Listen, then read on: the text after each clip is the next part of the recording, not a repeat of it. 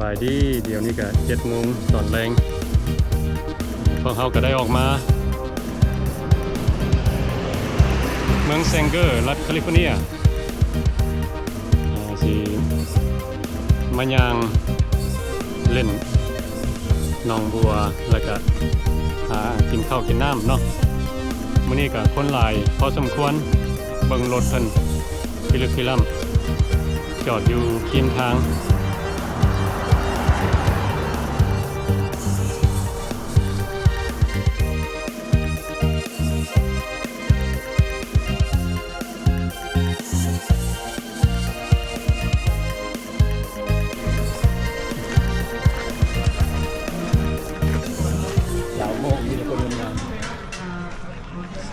สาวลาว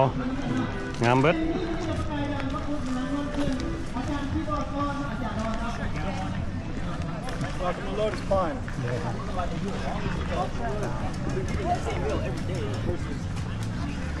เข้ามาทำอิฐนี่การนี่ละให้พี่น้องได้เบิ่งนี่มาทางสิ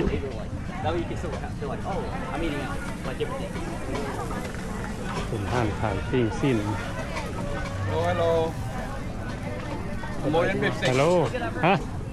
Secret ingredient. Oh. Are you the owner? Yeah. Oh, okay. Yeah. Wow. So try. What else you sell here? We sell chicken wing and barbecue. That's chicken beef steak.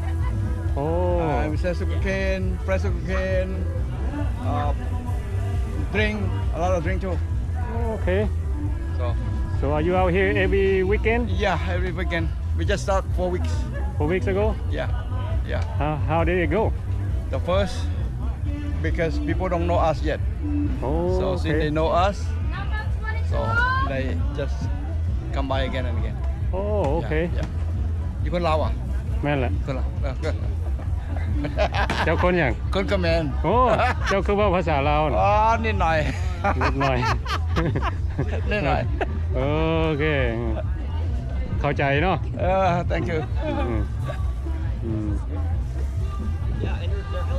โอเค so when you have time come try okay thank you Yeah, come try. looking good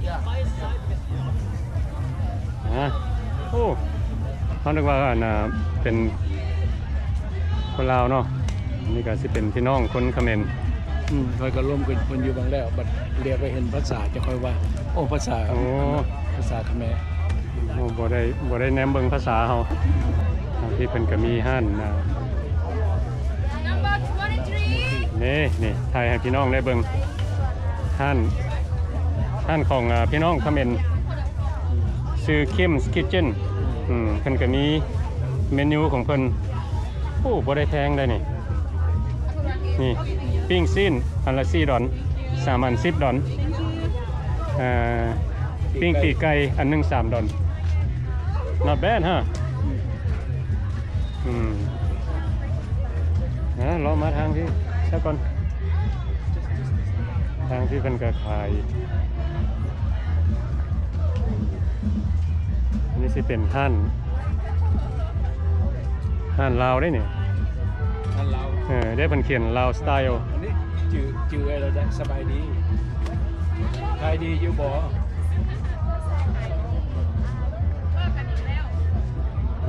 สบายดีไปทั่วที่แล้วบ่ฮ้องไปใส่อาหารเพิ่น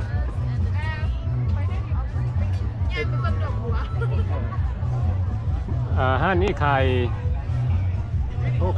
เบิดทุกแบบเนาะย่างปลาหมึกโอ้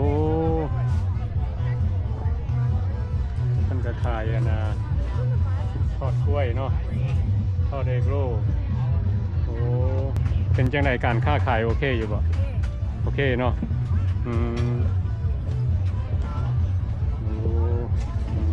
เพิ่นก็ขายอยู่นี่เนาะที่เป็นทางเข้ามวนทางเข้ามานี่เขาเอี้ยวขวามาก็เห็นเบิดนี่ห้านพวกนี้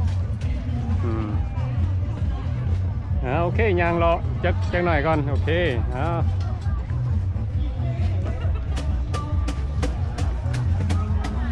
นี่ท่านไก่ทอดใส่กล่อง แล้วอันน่ะไทยมีไทยมัทฉะเพราะว่าอาหารอันน่ะคนไทย โอ้เฮาอันน่ะเข้าใจผิดซะนะเฮานึกว่าไก่ทอดใส่กล่องหากแต่ว่าเป็นห้านขายน้ำเนาะอืม ไก่ทอด fried chicken นี่ก็สิเป็นห้านขาย ตัวนี้ก็กัดนา โค โคเชีย โคเชีย เพราะว่าคือสิแม่นพี่น้องโมง โอ้แมนนั่นพี่น้องมองต่อมานี่ก็สิเป็นห้าน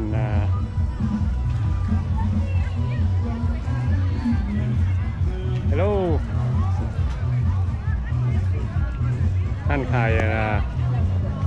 บักซารี่บ่พวกน้ำพวกกาแฟกับ โอ้เป็นกาแฟเนาะเรียกอันนี้คอฟฟี่ยากอยู่บ่กาแฟฮะ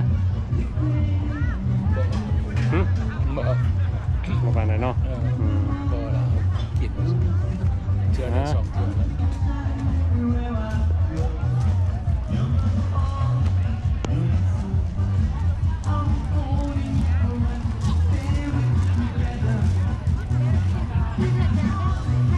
นี่หันทางพี่ก็มีไปรอเบิ่งน้องบัวไป ดอกยามมันถึงแดดมันบาด เอามาถ่ายเอาความงามเนาะ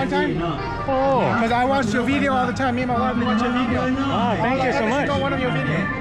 Where are you from? I'm from Visalia. Visalia? Yeah. Wow, all the way from Visalia. It's not that far, though, but then we love your content, though. Oh, thank you. Yeah, I've been watching. That's why I come here and notice because of you, because your video. Are you Lao? คนลาวบ่โอ้คนมงโอ้โอ Born เค in Laos, 1975. โอเค Do you understand Lao? No, not really. No? My wife does, though, because my wife's Cambodian. She understands Laos. Oh, okay. What's your name? My name is Sue. Sue? Yeah. Sue? Yeah. Oh, okay. Nice Very to nice meet to you. meet you, though. Yeah. Thank you, thank you. Keep up with the good content. Yeah. Thank you. I watch you every day, so just let you อ๋อขอบใจ thank you Wow that's a good feeling you know ได้มาเจอ FC แล้วเพิ่นก็ย่องยอเฮาดีใจเนาะเพิ่นได้เบิ่งช่องของพวกเขา เราเบิ่งคลิปแล้วเราเบิ่งคลิปเจ้าทุกคนว่าซั่น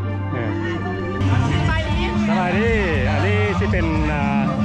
วงดนตรีประกายดาวคณะประกายดาวเนาะจากเซนเฟน เป็นนักร้องมาจากแซนเฟรน แม่นล่ะนักร้องสมัครเล่นบ่ได้ของแท้เลย ของแท้เนาะ วงดนตรีอันนี้มาหลายปีมา20กว่าปีแล้ว โอ้ ซาโูมานี่มาประสานงานกันเป็นแฟนโนกันหลายเดือนเป็นตัวนี่ก็บ่ได้ตัวห้องว่ากันมานี่หลายกว่าปีเลยเนาะโดยก็20ปีแล้วนี่นะก็เคยเป็นได้นี่ก็คู่กันมาดุนแล้วอันนี้ประกายดาวเนาะแปลว่าเพิ่นเป็นนักร้องทั้งผัวทั้งเมียแสงลมดาวมันรวมกันเลยประกายดาวนี่แสงประกายกับสองผัวเมียยูทูบเบอร์อันนี้ยูทูบเบอร์เพิ่นกำลังร้องเพลงอยู่เนาะโอ้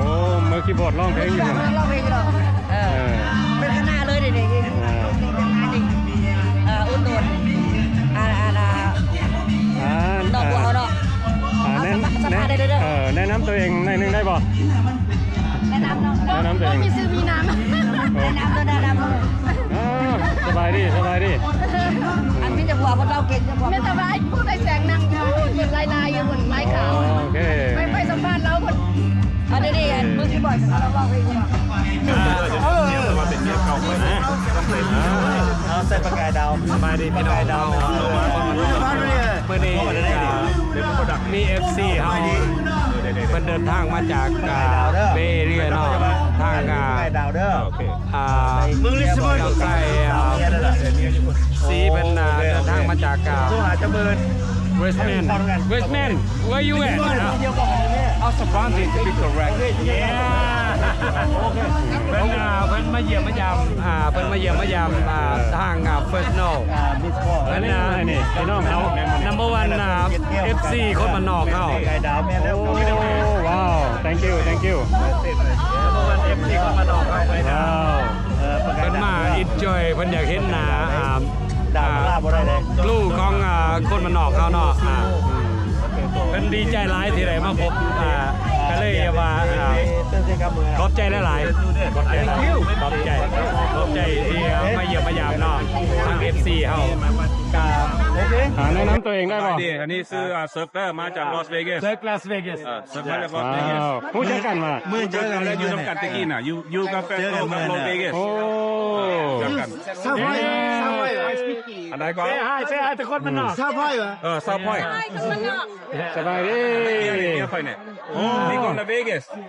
I'm gonna show them around Tomorrow, we gonna see you guys tomorrow. They all go to they all go to Vegas ไปเนี่ย so นี่เจ้าบอก they can แม่น่าจะไปเวกันมื่น ได้กันเนี่ย 8 คน8 คน they all go เอารถอาวีไปคิดรถอาวีมาI show them around on Wednesday ก่อน day off โอเค yeah มีนัมเบอร์กันแล้วติดต่อหากันมื่นโทรหา คอยเบิ่งเจ้าเลย บอกโอ้ขอบใจหลายๆเด้อว้าว พูดกันแล้ววันนี้คันท้องพูดกันแล้ว มาจากลาสเวกัส คอยเราพูดเราตัวเรา10 กว่าปีแล้ว โอ้เป็นว่า โอ้ย โอ้ เรา10 กว่าปีแล้ว โอเคยังบ่ลืมเลยคอยสาวที่เป็นสมบูรณ์กินเอาเจ้าซื้อเผ็ด เมื่อใดเขาจะนัด คอยพูด จะ มา มา พูดเจ้าอยู่นี่เคยอยู่นั่นกันน้องสาวเจ้าซื้อเผ็ดคอยพูดอยู่ผู้พานกันมาโอเคกลับมาเด้อ thank you โอเคเชิญไปโอเคท่านนั้นท่านทำวิสิตนี่ alright โอเคไปกันแล้วเลย ไม่ใช่ไปแล้วกันเลยมื่นเย่มา ว้าว แก้วอาจารย์นนท์ของเทศด้วย ไอเพิ่นสัมภาษณ์ น่านับถือนะโอ้สัมภาษณ์อาจารย์นนท์นะน่านับถือนะอาจารย์ไปนี่อาจารย์นนท์เนี่ยมาชื่อโดนมันนักมาขอนะ เจ้าทำไมแซมนี่เข้าไป เป็นมาขอสัมภาษณ์อาจารย์คีย์บอร์ดเนาะมาจากเซนดิโก เซนดิโกกันแม่นั่นแหละคนหักกันนะคนหักกันเลย โอ้มื้อนี้เฮาได้มาเจอหลายคนที่มีชื่อเสียง อันนี้เพิ่นแก้วก็มี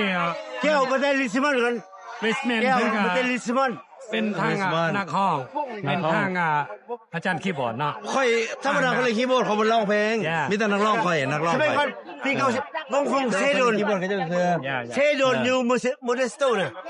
แก้วนึกคีย์บอร์ดคงเซโดนแต่โดนแล้วแต่โดนแล้วแก้วเกือบ40 ปีแล้ว เล่นกินเหล้าเลยครับสาวพี่จิไม่เอาเด้ออาจารย์สพัดอาจารย์นอนเนี่ยมาขอถามจังหน่อยเนาะอาจารย์เนาะอาจารย์นั่นแหละมา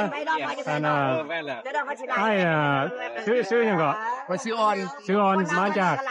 เซนดิโกโอ้เพราะว่าค่อยก็เคยเห็นเราเห็นเจ้าเนาะเล่นคีย์บอร์ดอยู่หลายบอลเจ้าเล่นมาโดนระบอกคีย์บอร์ดตั้งแต่1989มาว้าวอาจารย์แล้วอาจารย์คาราโอเกะให้มานิดมาโอ้คาราโอเกะเราเรื่องไหนมานิดเลยเป็นโปรดิวเซอร์กองมานิดพี่โปรดิวเซอร์แล้วเป็นโปรดิวเซอร์ของมานิดเลยคนเป็นโปรดิวเซอร์ของมานิดเที่ยวสาเนาะอันนี้เป็นจานออนเป็นผู้ปั่นค่อยกับบ่ฮู้จักเพิ่นแต่ว่าค่อยได้ยินชื่อเสียงของเพิ่นมาหลายแบบความสามารถของเพิ่นเนาะบ่ว่าจะเป็นเล่นคีย์บอร์ดแล้วก็แต่งเพลงนำบ่แต่งดนตรีเนาะเรียงแต่งนะเก่งแล้วแต่งมาแล้วเรียบเรียงได้เก่งแล้วอันนั้นไพน้ำแม่นอันนั้นแผ่นดินไพน้ำก็แม่นแผ่นดินไพน้ำเนี่ยอันนั้นเราแหละผู้เฮ็ดน่ะหมออยู่ฮาวายน่ะอยู่ฮาวายน่ะเราแหละผู้ปั้นเฮ็ดคาราโอเกะมันยังไงน่ะแผ่นดินบ่เมืองไผเมืองไผเมืองไผวิทยาธรรมเมืองไผเราแผ่นดินไพน้ำนี่สุดแผ่นดินไพน้ำเรามี2สุดแผ่นดินไพน้ำจำเพียงหน้าห้างวันนี้แล้วอาจารย์นอนเห็นหมดเลยอาจารย์นอนเห็นเป็นธรรมดาเนาะอาจารย์นะขอจับมืออาจารย์นี่เลยอาจารย์ที่ให้จับมืออาจารย์โอ้ตั้งใจมาเนี่ยไปสละตามภาษาเขาบอกพยานเนาะเราเนี่ยเรามาวันนี้ครั้งแรก อันนี้ก็จะเป็นความสุขของเราเนาะอาจารย์แม่น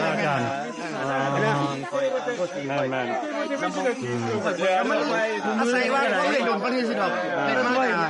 แต่พันร้อยต้นกว่าจะมานี่ทุกคนต้องลงกันมาจะมีกันได้เล่นคู่อาทิตย์นั่นแหละเวลาไม่น้อยเนาะแต่ว่ามื้อนี้น่ะวงดนตรีของอ้ายบ่มาเสพ แม่นแหละโอ้อ้ายก็มาเสพเรื่อยๆบ่อยู่นี่ กาชนลายกันมื้อแรกที่ว่ามาเล่นโอ้ ปกติก็เล่นทั่วไปเพราะว่าอันน่ะเขาก็เห็นเนาะเห็นอ้ายไปเสพอยู่หลายบอนแม่นแล้วก็อ้ายไปเสพอันน่ะแบบคณะหมอลำเรื่องก็เล่นรับบทงานหมอลำเรื่องงานอย่างการรับงานนั่นแหละรับเปิ้นเนาะไปตามเรื่องเลยจ้ะไปตามเรื่องมันมีหมอลำเรื่องก็เลยหมอลำเรื่องมันบ่มีเล่นเป็นนาพาที่ธรรมดาก็เล่นสัมผัสเบลสิ พวกเราเป็นหน่อยนึงสัมภาษณ์พูดถึงบัตรไล่แก้วบัตรไล่นี่น้ำวันคนมันนอกมีแต่เลยบัตรไล่โอเคลองนี่พอแซ่มาเป็นบัตรไล่แต่เฮนรี่ซีดแก้วด้วยขอถามเนาะปกติเนาะมีอย่างไรเรื่องไปสัมผั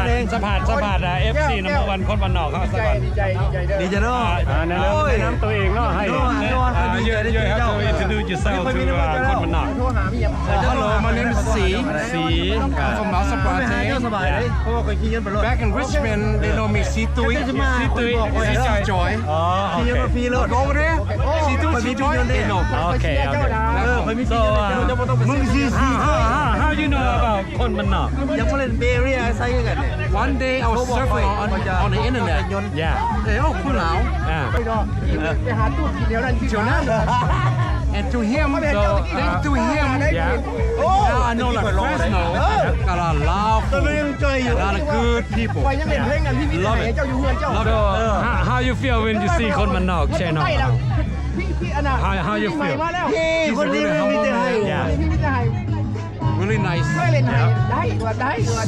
Super. อาจารย์เจ้านี่โมให้ว่า Well, let me see. Okay, I'll take it back. Because you know, back in the day, when you super, they mean like they do, I'm straight. Yeah. Well, I'll say, he's a very humble guy. Really polite. Good heart. Yep. So now your dream come true. You see คนมันนอก channel and you be on channel คนมันนอก. So your dream come true now. You happy now? No, I say no. You enjoy? I love to meet all you guys. Okay. People. Because all you guys, I know like you guys, I don't know you personally. Yeah. Now I know because this is the first time. Yes. Yeah. Because of him. So. Cowboy. Thank you. He say maybe it's been to you. He say he love คนมันนอก. He was like คนมันนอก channel. Like every time the video คนมันนอก video come out, you watch. And you enjoy. Yes, sir. Thank you. See, love you guys. คนมันนอก. อันนี้เราเป็นยูทูบเบอร์มือใหม่ซื้อช่องของเราค่ะช่องของเราเป็น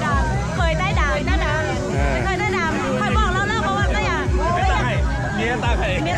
รวมให้เป็นคนได้ดำอันนี้เป็นเครื่องใช้ดำ เมียหึงเลยก็ว่าเห็นก็อยากมาดิสฟิลน้ำไอ้เพราะเราตั้งแต่ยูอันร้านอาหารที่เขาเจอกันเลยเมียต่างไห่เป็นเคยได้ด่าไปที่ไอ้ไปแล้วนี่น้องสาวต่างไห่เขาเป็นนานเลยกี่ม้าเป็นน้องใหม่แล้วน้องขอคำแนะนำจากไอ้ไว้แล้วน้องใหม่ยังขี้อายอยู่เคยได้ด่ายังขี้อายอยู่มันเราเขินเรา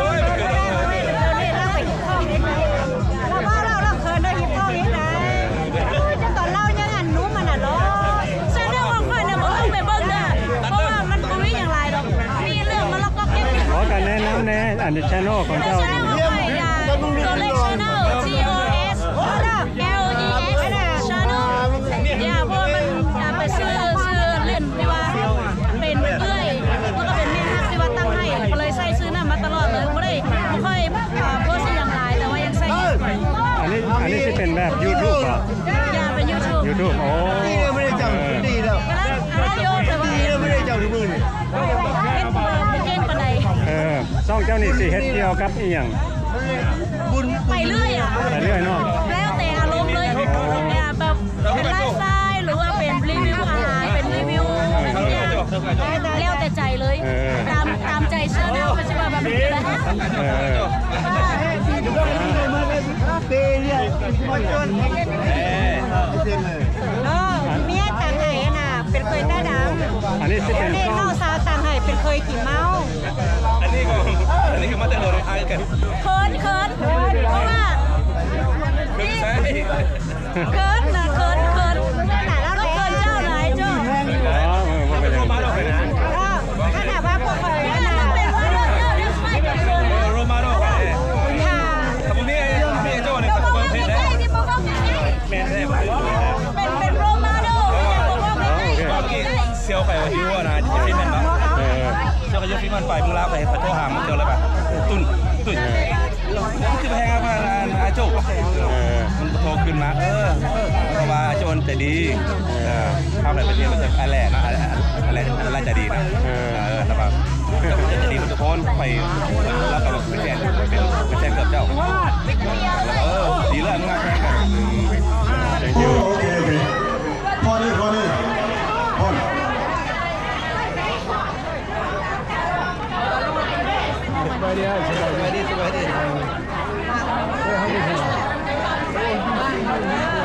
เจ้าจอดตันเยอะนาเนี่ย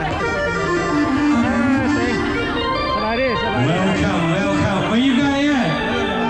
Y'all have fun yet? Y'all have fun yet? Enjoy, sister.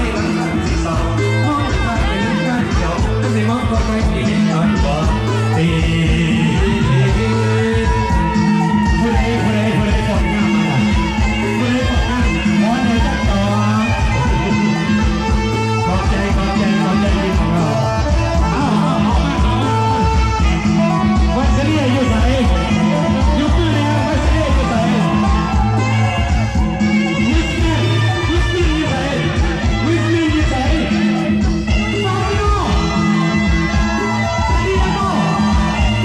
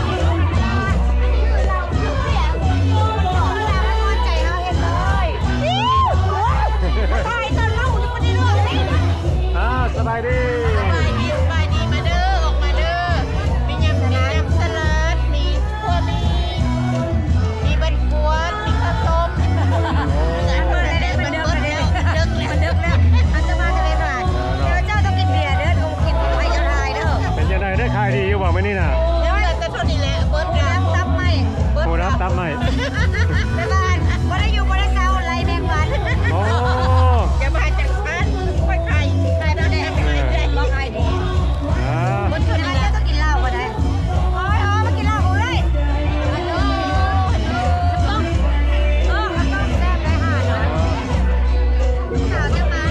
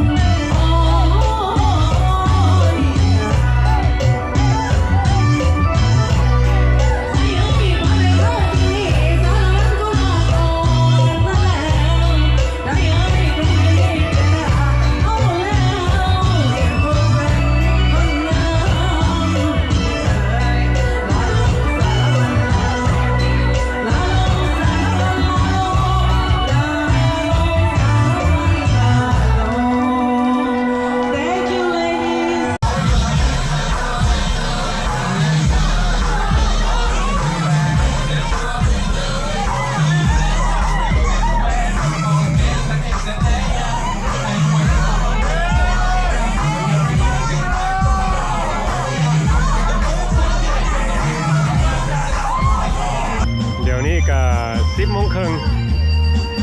หลายคนก็ออกเมื่อแล้วเนาะวันนี้พวกเขาก็จะได้พากันกินข้าวกินน้ำแล้วก็จะได้พากันออกเมื่อวิดีโอนี้ก็ได้ถ่ายให้